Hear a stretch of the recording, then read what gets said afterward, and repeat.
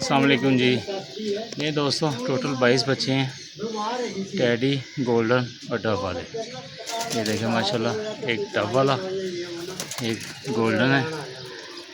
ये देखें टैडी बच्चा है, ये डब वाला है। ऐसे जो है ना बहुत अच्छे बच्चे हैं। इस भाई को चाहिए और रब्ता कर सकता है। ये देखें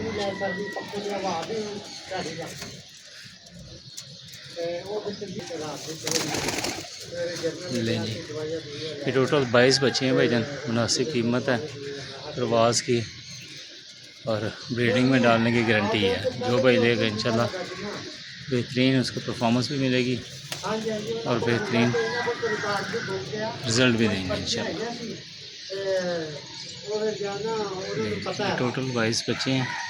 जिस भाई को चाहिए हो ऐसा रब्ता कर सकता है।